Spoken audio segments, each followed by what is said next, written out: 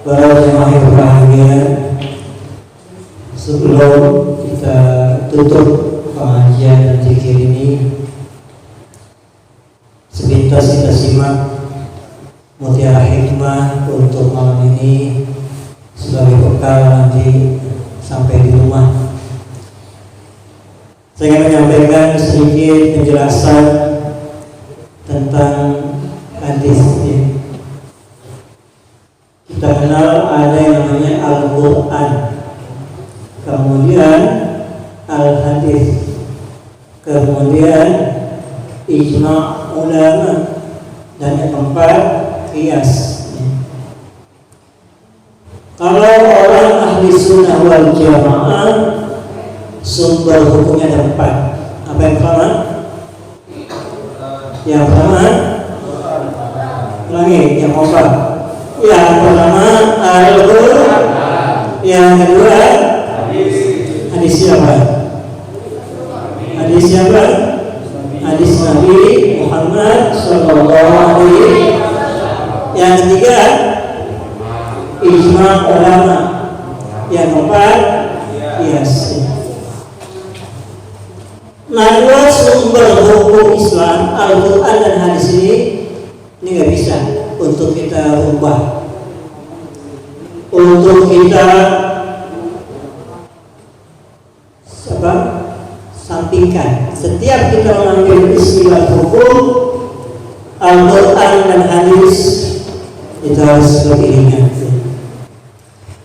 Pada kesempatan ini kita akan sedikit membahas tentang al-hadis. Apa yang maksud dengan hadis Nabi kita Muhammad SAW? Al-haditsu huwa ma nukila 'anil Nabi sallallahu alaihi wasallam qawlan aw fi'lan aw taqriran. Yang maksud dengan hadis Nabi kita adalah ma nukila, apa-apa yang disandarkan, apa-apa yang dinukilkan. Kalau bahasa mahasiswa, referensi dari Nabi kita Muhammad sallallahu alaihi wasallam, anin Nabi sallallahu alaihi wasallam, dari Nabi Muhammad sallallahu, dari Nabi Muhammad, dari Nabi Muhammad sallallahu alaihi wasallam. Sedekah paling murah ya. Sedekah paling murah bersolawat. Nggak pakai ngeluarin duit, nggak pakai tenaga. Allahumma sholli wa sallim. Umat Islam yang paling pelit, umat Islam yang mau baca selawat ketika disebut nama Nabi Muhammad. Qaulan, berupa ucapan.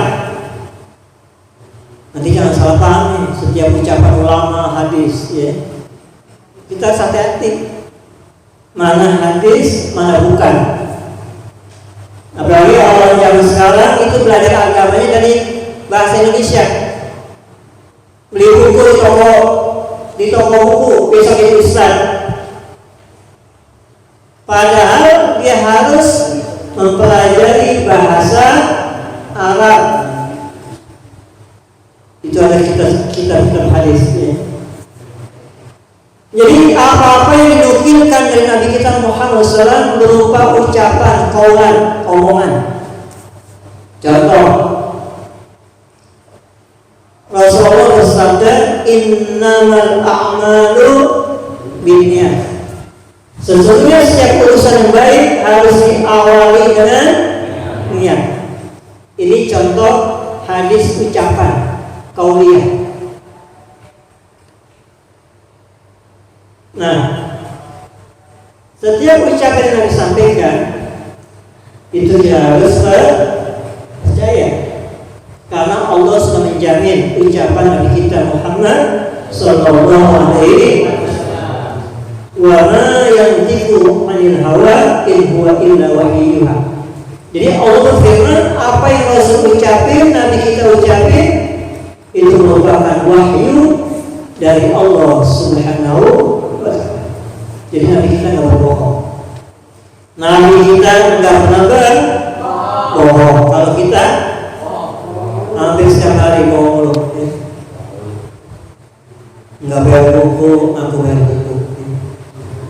sakit, ngaku sakit. Punya duit, ngaku nggak punya. Kita tuh ya, level kita. Yang kedua, yang dimaksud dalam hadis adalah fi'lan, berupa perbuatan. Itu Nabi menggambarkan dalam hadisnya yang berbunyi, "Shallu kama ra'aitumuni usolli." Wahai umatku, sholatlah seperti aku sholat. Jadi Nabi waktu itu nyontohin pada para sahabat bagaimana cara sholat. Ada ruku, ya, ada sujud, tumakninah dan sebagainya. Kemudian takrirah, ketetapan. Contoh, ini sering dibahas di dalam dunia pesantren dan kampus, khususnya yang mereka membahas maupun Islam. Contoh, ketika Nabi suatu hari pergi ke suatu daerah, lalu Nabi disuguhkan oleh orang kampung itu di meja makan. Rasul makan bersama para sahabat. Salah satu lauknya adalah apa? Binyawak. Itu binyawak dimasak orang situ untuk makan Nabi dan para sahabat. Itu Nabi tidak menyentuh binyawak, tidak makan binyawak. Ketika para sahabat yang lain makan, Nabi tidak melarang. Jadi Nabi tidak menyuruh, Nabi tidak melarang. Itu namanya takrir, ketetapan. Itu masuk dalam hadis Nabi. Contoh, ada contoh lain. Misalkan Nabi waktu itu pengen mengerjakan puasa tanggal 10 Muharram, 10 Asyura, ya Muharram. Itu Rasulullah belum mengerjakan, tapi Rasul memerintahkan. Ini menjadi sunnah. Ya. Nah, para jemaah sekalian, setiap ucapan, perbuatan, ketetapan yang dinukilkan kepada Nabi kita itu namanya hadis. Kalau kalian dengar misalnya hukul motor dengan iman, itu bukan hadis. Itu adalah para ulama kita di Indonesia khususnya, Ahlussunnah wal Jamaah, memberikan dorongan motivasi pada umat Islam saat itu untuk melawan penjajah Belanda, supaya kita para santri, para kiai, para ustaz siap nanti di medan laga untuk melawan penjajah Belanda saat itu. Jadi cinta tanah air sebagai dari iman, itu bukan hadis, tetapi motivasi kepada umat saat itu, khususnya di Indonesia, Ahlussunnah wal Jamaah termasuk Nahdlatul Ulama, untuk memberikan motivasi kepada masyarakat untuk melawan penjajah. Sama dengan kisah Salahuddin Al-Ayyubi ketika lawan pasukan salib. Berapa kali itu terjadi, sekian kali terjadi perang salib antara Islam dengan non-Islam. Itu Salahuddin mengajak kepada pasukannya untuk mengadakan maulid Nabi Muhammad SAW, untuk menyatukan umat dalam maulid. Jadi ada manfaatnya, ada kemaslahatan. Nah, para jamaah yang berbahagia itu pengertian hadis, ya, secara pengertian. Nah, nanti ada hadis, ada sunnah. Ingat nih, ya? Di dalam fikih ada sunnah, dalam ilmu hadis ada hadis.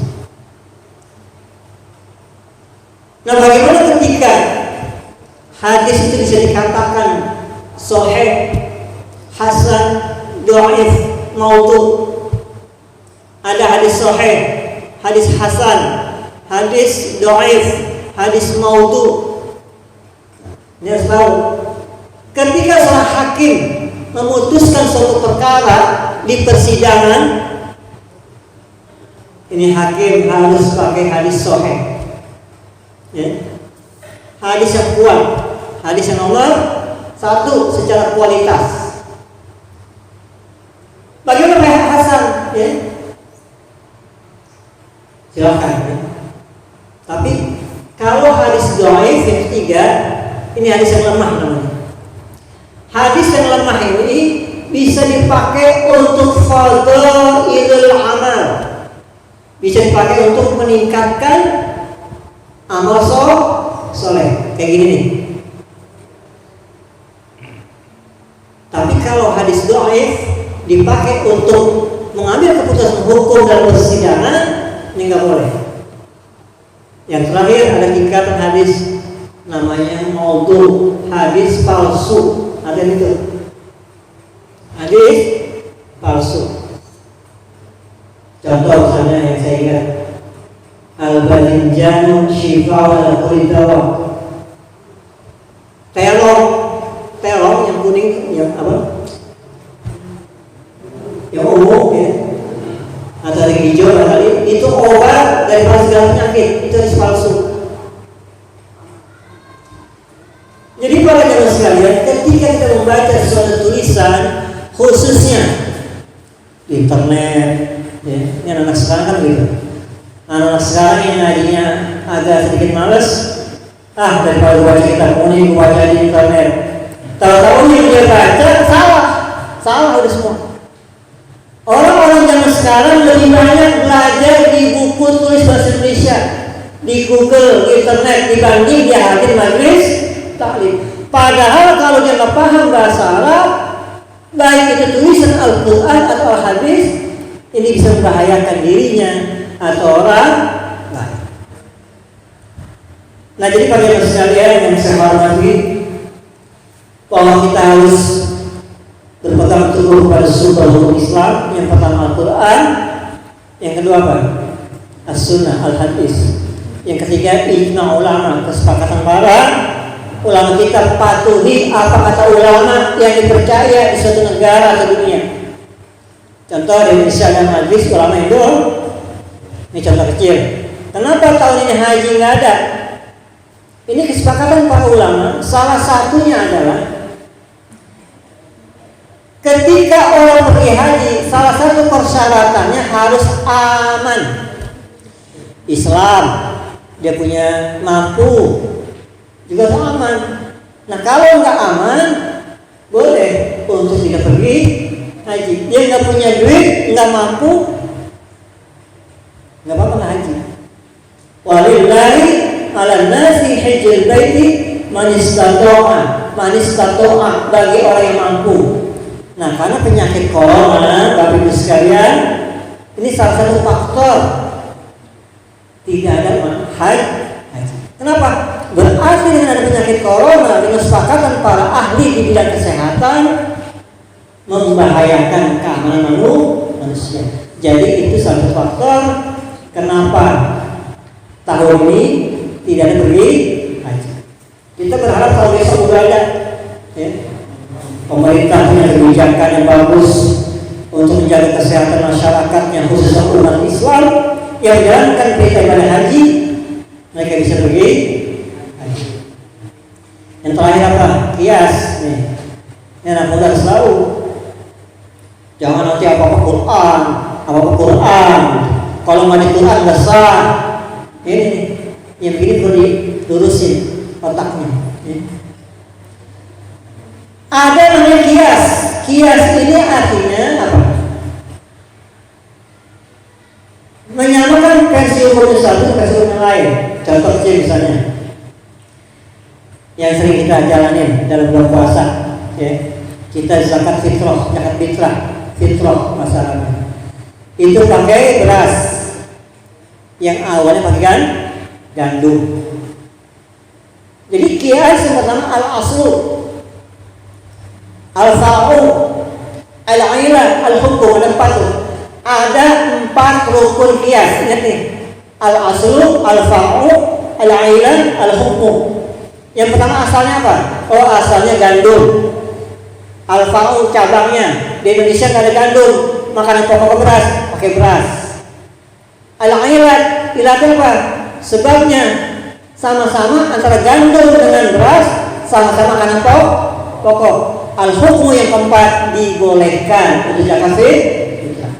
Atau di negara Brazil misalnya, dia makan jagung, nah berarti sama zakat fitrah jagung. Itu namanya kias. Atau contoh lain, misalkan besok mau halal, ada orang makan harta yatim, itu harta yatim dia makan, jamin mobilnya diambil, tanahnya diambil, duitnya diambil, anak yatim. Berarti kan hartanya hilang nggak? Harta anak yatim hilang nggak? Hilang. Nah, bagaimana hukumnya membakar harta anak yatim? Yang satu dia ambil, harta hilang anak yatim, yang satu dibakar juga hilang. Nah, ini juga dikiaskan. Mengambil harta anak yatim, cabangnya adalah membakar harta anak yatim. Ilahnya apa? Sebabnya sama-sama hilang. Al-hukm hukumnya haram. Tuh, itu contoh. Ini Bapak-Bapak sekalian, kalau kita membahas tentang hukum Islam sangat menarik ya, karena hukum Islam dinamis. Dia nggak pasif, dia dinamis, gerak terus. Ya. Mudah-mudahan dengan kali kita malam ini Allah tambah wawasan keislaman kita sehingga berpikir lebih luas lagi dan bisa mendorong diri kita untuk senantiasa menuntut ilmu agama sebagai bekal kehidupan dunia dan akhirat.